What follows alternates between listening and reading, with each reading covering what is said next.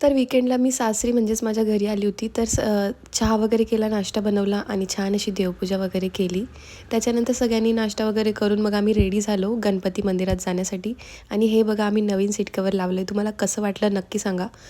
त्याच्यानंतर हे जे कवर आहे ना, मला थोडं डाऊट येतो आहे की यार खराब नको व्हायला, कलर त्याचा थोडा लाईट असल्यामुळे, पण ते गाडीला सूट करत होतं. तर मग आम्ही गणपती बाप्पाचा आशीर्वाद घेण्यासाठी इथे आलो.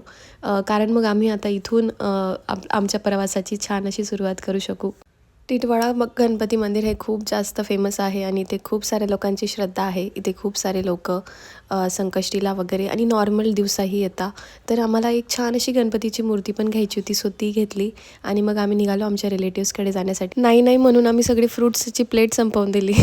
दीर आणि जेठ हे दोघं क्लिअर होते की आम्ही कोणाकडे काहीच खाणार नाही. मग ते आमच्या रिलेटिव्हचं घर होतं, त्यांच्या मामांचं घर होतं, तरी पण कोणाला काही त्रास नको व्हायला म्हणून आम्ही खाणार नाही हे एकदम स्ट्रिक्टली बोलत होते. आणि जशी काय मामीन त्यांनी प्लेट यांच्यासमोर ठेवली, दोघंच्या दोघं डायरेक्ट हात धुवायला गेले आणि आम्ही हसून हसून लोटपोट झालो.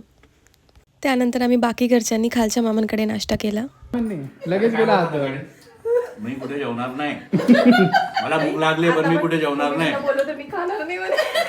आणि भाजी बघितल्यावर हात धुवायला